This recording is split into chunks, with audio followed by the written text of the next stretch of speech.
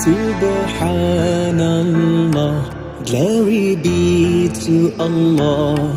Subhanallah, glory be to Allah. Subhanallah, Subhanallah, Subhanallah, Subhanallah, Subhanallah, glory be to Allah.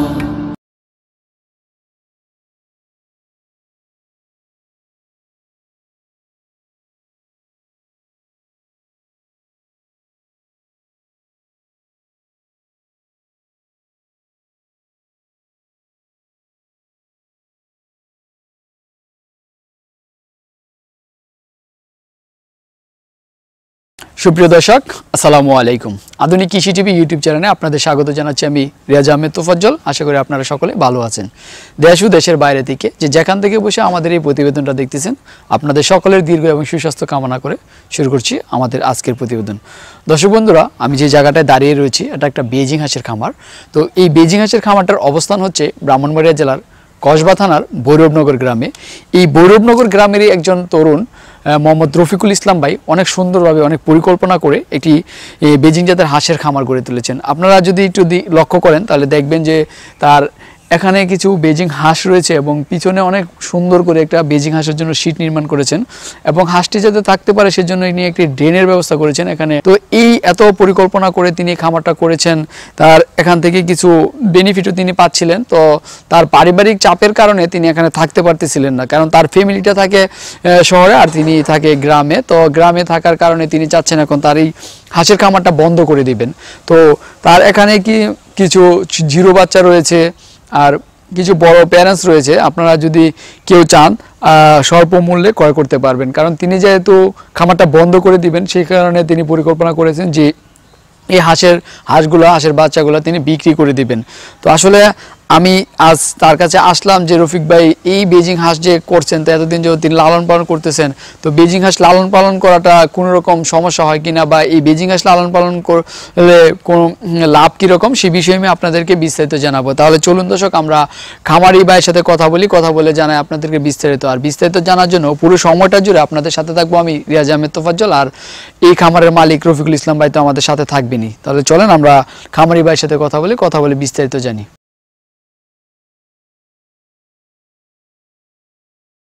হ্যাঁ, সম্মানিত viewers, আপনারা দেখতেছেন যে আমি একটি খামারের মাঝখানে দাঁড়িয়ে রয়েছি। আমার পিছনে রয়েছে কিছু বেজিং জাতের হাঁস। তো বেজিং যে হাঁসগুলো রয়েছে এটি আসলে মূলত আমাদের দেশের নয়, এটা চায়নার একটা জাত। তো বেজিং নাম করার কারণ হচ্ছে চায়নার রাজধানী বেজিং, সেক্ষেত্রে থেকে এই হাঁসটার নামকরণ করা হয়েছে বেজিং হাঁস। বাংলাদেশে এটা এখন অ্যাভেলেবেল পাওয়া যাচ্ছে, কিন্তু কিছুদিন আগেও ছিল না। তো এই বেজিং হাঁসের খামারটা গড়ে তুলেছেন ব্রাহ্মণবাড়িয়া জেলার কসবা থানার ভৈরবনগর গ্রাম ব্রাহ্মণবাড়িয়া জেলার কসবা থানার কুটি ভৈরবনগরের এক ভাই মোহাম্মদ রফিক ভাই এই এলাকার মধ্যে অনেক সুন্দরভাবে একটি বেজিং জাতের হাঁসের খামার গড়ে তুলেছেন। আপনারা অনেক পরিকল্পনা করে তিনি হাঁসের খামারটা স্থাপন করেছেন। তো আসলে আমি আজ এই রফিক ভাইয়ের কাছ থেকে আপনাদেরকে জানানোর চেষ্টা করব যে তিনি এই যে বেজিং জাতের হাঁসটা লালন পালন করতেছেন এটা লাভ লসটা কীরকম, আর আপনারা চাইলে কেউ এটা করতে পারবেন কিনা। তাহলে চলেন আমরা ভাইয়ের সাথে কথা বলি। আসসালামু আলাইকুম ভাই, কেমন আছেন? ওয়ালাইকুম সালাম, ভালো আছি ভাই, আপনি ভালো আছেন? এই তো আলহামদুলিল্লাহ ভালো। তো ভাই আমরা দেখতেছি আপনি অনেক সুন্দরভাবে একটা বেজিং জাতের হাঁসের খামার করলেন। তো আসলে এই জাতের হাঁসের খামারটা করতে আপনি কিভাবে উদ্বুদ্ধ হলেন? বেজিং হাঁসটা মূলত আমি ইউটিউবে দেখি, এটা বর্তমানে রানিং বাংলাদেশের ব্যবসা, এবং কি মাংসর দিকটা করলে অনেক ওজন হয়, 3 কেজি 3.5 কেজি হয়ে যায়, এবং কি ডিমও পারে ভালো, এবং কি ব্যবসা ভালো। এই উদ্যোগ নিয়ে এসে আমি এটা করছি মূলত। আচ্ছা, মানে আপনি ব্যবসা যে ভালো হয় এটা আপনি বুঝলেন কিভাবে? বুঝছি, আমার 2 কিলোমিটার দূরে একজন আমার বন্ধু, বাইস্তা ভাই লাগে বন্ধু সমবয়সী, ও করছে, ও বলছে যে ব্যবসা মোটামুটি ওর ভালো, ডিম পারতেছে, মনে করেন যে 80-90% ডিম পারতেছে। আচ্ছা রফিক ভাই, আপনি তো অনেক সুন্দরভাবে দেখলাম আপনি এখন পরিকল্পনা করে একটা হাঁসের খামার গড়ে তুললেন। আসলে এই যে আপনি হাঁসের খামারটা পরিচালনা করতেছেন, তো আজ থেকে কত বছর মানে কত মাস আগে থেকে এই হাঁসের খামারটা আপনি শুরু করছিলেন? আজ থেকে 1 বছর 2 মাস আগে। 1 বছর 2 মাস আগে 1 বছর 2 মাস আগে শুরু করছিলেন? শুরু করছি। আপনি প্রথম কত পিস হাঁস দিয়ে শুরু করলেন খামারটা? প্রথম 150 পিস দিয়ে। 150 পিস দিয়ে শুরু করছেন। তো এখন আপনার কাছে যে ডিম পারতাছে রানিং এরকম কত পিস হাঁস আছে? এরকম এখন তো প্রায় 80-85টা, বাকি হাঁসগুলি আমি আত্মীয়স্বজনে নিয়ে নিছে শখ করে সেটা। আচ্ছা, মানে এখন 80-85 এরকম আছে, আর বাকিগুলো মানে আপনি বিক্রি করে দিয়েছেন আর আপনার পাড়া প্রতিবেশী বা আত্মীয়স্বজনকে দিয়ে দিয়েছেন? নিয়ে নিছি। আচ্ছা, তো এই যে হাঁসের আপনি খামারটা করতেছেন, যে আপনার এখন 85 পিস আছে, তো এখানে থেকে আপনি মানে ডিম কীরকম পাচ্ছেন? তো রফিকুল ইসলাম ভাই, আপনার যে হাঁসের খামারটা থেকে আপনি প্রতিদিন এখন কীরকম ডিম পাইতেছেন, বা আগে কীরকম ডিম পাইতেন? আগে যখন 150 হাঁস ছিল তখন আমি 80-85টা ডিম পাইছি, 150 হাঁস যখন ছিল। আর এখন তো 80টার মতন হাঁস আছে, এখন পাই 50-55% ডিম পাই এখন। তো 50-55% মানে যে 30-35টা এরকম ডিম পান 80-85টা থেকে? 80-85টা না, বেশি 40-45টা ডিম পাই। 40-45টা ডিম পাই। আচ্ছা, তো ডিমের পার্সেন্টেজ তো অনেক ভালো দেখা যাচ্ছে এই হাঁসের। তো এই হাঁসগুলো মানে একটা না কতদিন ডিম পারে? এই হাঁসগুলি একটানা 3 মাস ডিম পারে। 3 মাসের পরে মাসখানেকের মতন গ্যাপ যায়। 3 মাস পরে মাসখানেকের মতন গ্যাপ যায় না? তো আমরা তো দেখতেছি আপনার বিশাল বড় জায়গা নিয়ে অনেক বড় খামার, তো হাঁসগুলা তো অল্প রাখছেন, কমিয়ে ফেলছেন, এর কারণটা কি? আমি এই হাঁসগুলির মাধ্যমে সময় দিতে পারি না। আমি আমার ফ্যামিলি থাকে ব্রাহ্মণবাড়িয়া, তার জন্য ওইখানে আসা যাওয়া তখন লাগে, আমি সময় দিতে পারি না তেমন একটা। সময় দিতে পারেন না? সময় দিতে পারি না। সময় দিতে পারেন না, সেখানে তো চিন্তা ভাবনা কি আপনি হাঁসগুলো সবগুলো বিক্রি করে দিবেন? আমি হাঁসগুলি এখন বিক্রি করে দেব সম্পূর্ণ। সম্পূর্ণ বিক্রি? তো আপনার এই খামার কি বন্ধ করে দিবেন? খামার আপাতত বদ্ধ থাকবে, কিন্তু পরবর্তী চালু হবে হয়তো। আচ্ছা, তো আপনার ফ্যামিলি মানে চায় না আপনি হাঁসের খামার করেন? না না, আমার ফ্যামিলি মোটেও এখন চায় না। আমার ছেলে সন্তানে চায় আমি ব্রাহ্মণবাড়িয়া চলে যাই। মানে আপনি থাকেন গ্রামে, আপনার ফ্যামিলি থাকে ব্রাহ্মণবাড়িয়া সদরে। তো তারা চায় না আপনি খামার করেন, তারা চায় তাদের সাথে থাকতেন, তাদের সাথে থাকার জন্য। আচ্ছা, তো প্রথম খামারটা করছিলেন সময় কি তাদের কাছ থেকে বুঝ পরামর্শ নিয়ে পরিকল্পনা করে করেন নাই? না না, তখন কিন্তু আমার ওয়াইফে বাধা দিছে যে এইসব না করার জন্য, কিন্তু আমার শখে করছি। আর শখে করার পরেও আমি সফলতা পাইছি ভালো। সফলতা পাইছেন। এখন তাদের ইচ্ছে মানে আপনি খামারগুলো না করে আপনি অবসরে থাকেন? অবসরে থাকি। আচ্ছা, তো আপনি এই খামার পরিচালনা করার আগে আপনার প্রথম জীবনে কি কাজ করতেন? আমি প্রথম সৌদি আরবে ছিলাম। মানে দেশের বাইরে ছিলেন? জি জি।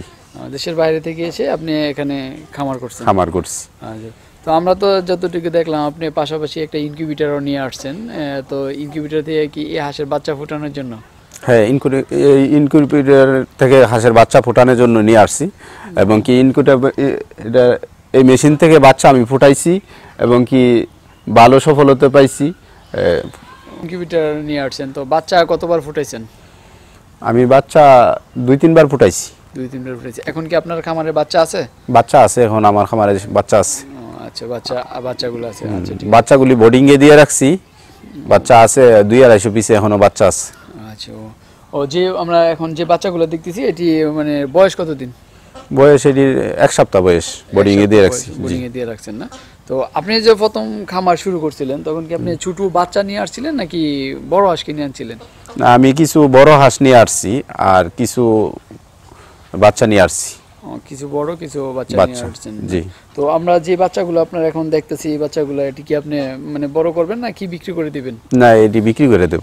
যেহেতু আপনি খামার একবার বন্ধ করে দিবেন সেজন্য এটি বিক্রি করে দিবেন। তো সেক্ষেত্রে যদি বিক্রি করে দেন, যদি আমাদের দর্শকরা কেউ নিতে চায়, তাহলে পার পিস কত টাকা রাখবেন? জিরো বাচ্চা তো বেজিং হাঁসের বাচ্চা বিক্রি হয় 80 টাকা। 80 থেকে 85 টাকা বিক্রি হয়। এখন বোর্ডিং করে দেবো, যেহেতু আমি 100 টাকা হলে বিক্রি করে দেবো। মানে বোর্ডিং করে দিবেন 100 টাকা হলে বিক্রি করে 100 টাকা করে হলে বিক্রি। আচ্ছা, তো দর্শক আপনারা যদি কেউ চান এই বোর্ডিং করা বেজিং হাঁসের বাচ্চা ক্রয় করতে, তাহলে রফিকুল ভাইয়ের কাছে 200+ হাঁসের বাচ্চা আছে। আপনারা চাইলে তার কাছ থেকে এগুলো সংগ্রহ করতে পারবেন। আর উনি যেহেতু খামারটা বন্ধ করে দিবে, সেক্ষেত্রে আপনারা তার কাছ থেকে পরামর্শ করে আপনি কিছু কম টাকায় ভালো মানের বাচ্চাগুলো নিয়ে যেতে পারবেন। তো আসলে রফিক ভাই, আমরা তো দেখতেছি আপনি এখানে অনেক সুন্দরভাবে একটা মানে হাঁস যে থাকার জন্য একটা ড্রেন করে রাখছেন। তো এই ড্রেনটা মানে কারণটা কি, আর এই ড্রেনটা করার উদ্দেশ্যটা কি ছিল আপনার? আমার উদ্দেশ্য মনে করেন যে এইখানে 1000 হাঁস পালতাম। তো এটা কিন্তু আবদ্ধ অবস্থায় এই হাঁসগুলি থাকে, তার জন্য মনে করো পুকুরে গেলেও পুকুর থেকে চলে আসে, তো এইখান থেকে পানি খাবে, পানি খেয়ে এইখানে থাকবে, তার জন্য আমি এই ড্রেনটা করছি। এই দিনটা করতে আপনার কত টাকা খরচ হয়েছে? এই ড্রেনটা করতে প্রায় আমার 55,000 টাকা খরচ করছে। 55,000 টাকা খরচ হয়েছে শুধু এই ড্রেনটা করতে।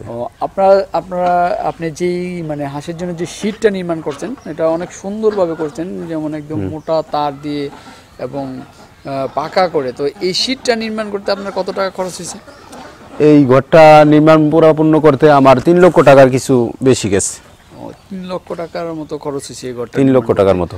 আচ্ছা, আপনার বাড়িটা বিশাল জায়গা, একটা অনেক বড়, এখানে যে কোনো খামার করা যায় যদি আপনি করতে পারেন। আসলে এত বড় জায়গা অনেকের নাই, যারা খামার করার ইচ্ছা কিন্তু করতে পারে না। আপনি চাইলে কিন্তু কাউকে আপনার এটা ভাড়া দিতে পারেন।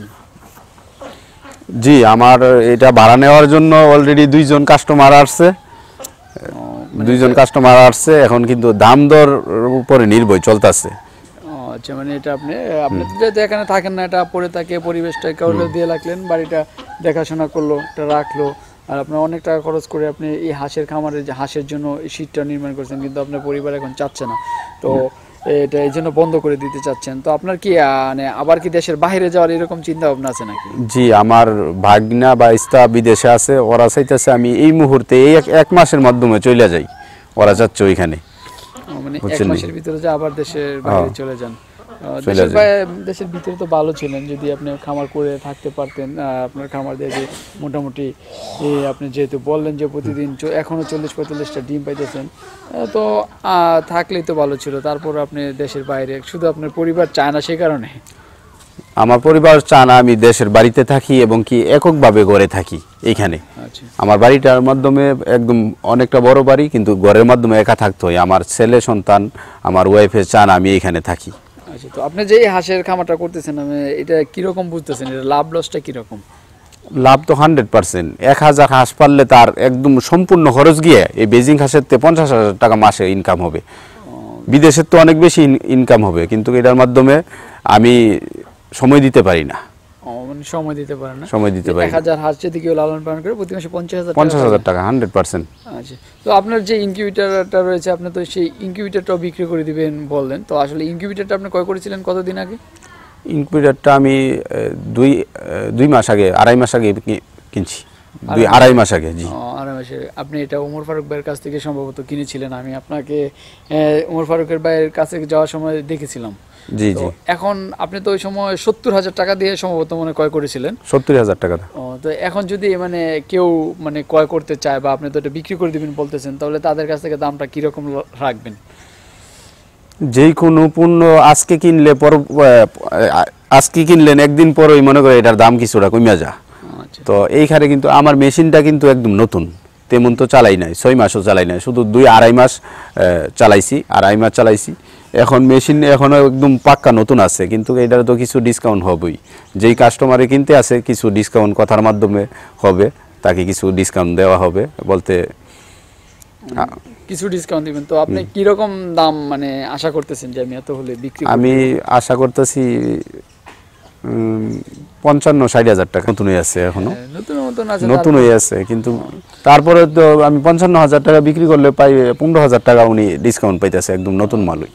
তারপরে আলোচনা সাপেক্ষে আরো কিছু কমতে পারে। হ্যাঁ জি, তাছাড়া এটার সাথে আমি 500 স্টার নিছি, এটার পরবর্তী 500 আরো 2টা জমা আছে, একটা ফ্যান মোটর জমা আছে, একটা আর্দ্রতার অ্যাডাপ্টার 2টা জমা আছে স্টার বেশি। তো আপনার এটি তো পরিচালনা মানে আপনি কারেন্ট দিয়ে বাচ্চা ফুটেছেন, যদি কারেন্ট চলে যায় তখন এটা ব্যাকআপের জন্য জেনারেটর বা এরকম কিছু আছে কিনা? জি জি, আমি নতুন জেনারেটর নিছি। এই শীতের দিনে জেনারেটর আমার এটা নতুনটা একদম চালুই করতে হইছে না, আর টোটালে 2 দিন কারেন্ট ছিল না, তার জন্য মনে করি এবার ইসে 6 ঘন্টা আর 5 ঘন্টা 11 ঘন্টা টোটাল চলছে এই জেনারেটরটা। আমি নিছি 22,000 টাকা দা। তো জেনারেটরটা তো এখন বিক্রি করে দিবেন? জেনারেটর বিক্রি করে দেব। জেনারেটর বিক্রি না করলে আপনি ফ্যামিলির বাসার কাজে লাগাতে পারেন, সেটা যে না ইনকিউবেটর মেশিনের সাথে তো জেনারেটর লাগবে যে কোনো লোকেরই, তার জন্য এটাও একসাথে দিয়ে দেব। ইনকিউবেটর মেশিনের সাথে জেনারেটরটা দিয়ে দিবেন না? জেনারেটরও দিয়ে দিব। আচ্ছা, যদি আপনার দরকার না লাগে তো দিয়ে দিলেন, আর কারণ বাসা বাড়িতে এমনি তো জেনারেটর একটা দরকার লাগে যখন কারেন্ট চলে যায় তখন চালানোর জন্য আর কি। তো আপনি যেহেতু দিয়ে দিবেন, তো কেউ চাইলে আপনার কাছ থেকে এটা সংগ্রহ করে নিতে পারবে। আসলে আপনার কিন্তু আমরা যা বুঝতেছি আপনি এই খামারটা বন্ধ করে দেওয়াতে আপনার ভালো টাকা লসের দিকে যাচ্ছে। না, তেমন একটা লসের দিকে যাচ্ছে না, কারণ আমি তো বেজিং হাঁস দিয়ে আসে ভালোই সফলতার মাধ্যমে পাচ্ছি। কিন্তু এখন তো লস বলতে আমার ওয়াইফে আর আমার ছেলে সন্তানের চান আমি এককভাবে বাড়িতে থাকি। তার মানে আপনার মানে লস হবে না, খামার দিয়ে যা মানে সমান সমান থাকবে। সমান সমান থাকবে। আমার ওই ঘর তো আর কোনো লস নাই, ঘর তো আমি যে কোনো মুহূর্তে এখনই ভাড়া দিতে পারি। আচ্ছা, তো এই যে ডিম পাড়া রানিং যে বড় হাঁসগুলো রয়েছে, এখানে 85 পিস হাঁস রয়েছে, তো এটা যদি মানে বিক্রি, আপনি তো কিছু বিক্রি করতেছেন, তো কিরকম দামে বিক্রি করছিলেন? এগুলা তো রানিং ডিম পাড়া হাঁস, তো 800 টাকা করে বিক্রি করছি, কেউ কোনোটা 900 টাকা করে বিক্রি করছি, আর কেউ 700 টাকা বলতেছে, কিন্তু 700 টাকা আমি বিক্রি করি না। তো ডিম পাড়া হাঁস তো রানিং ওইগুলো আপনাদের এলাকায় মনে হয় কম পাওয়া যায়, বেজিং হাঁসটা এইদিকে মনে হয় এইদিকে বেজিং হাঁসটা খুব কম, সে কারণে হয়তো দামটা অনেক বেশি। কিন্তু যখন ওই যে না, আবার 2 মাসের 3 মাসের যেই হাঁসগুলি এগুলা তো দাম কম, এগুলা দাম কম মাংসের জন্য যেটি বিক্রি করে। আর এগুলা তো এটি তো ডিম পাড়া রানিং হাঁস, তার জন্য এটা প্রাইসটা একটু বেশি। আচ্ছা, তো এখন যদি মানে কেউ এভারেজ মানে সব কটা নিয়ে যেতে চায়, যেমন আপনার একবারে উনি খামার করার জন্য নিয়ে যাবে, তাহলে তাদের কাছ থেকে দাম কিরকম লাগবেন? সব কটা নিয়ে গেলেও তার জন্য আমাকে 700 750 টাকা করে দিতে হবে। মানে আমরা 700 টাকায় ধরে নিই, 700 টাকা করে আপনি সব কটা ছেড়ে দিবেন। জি।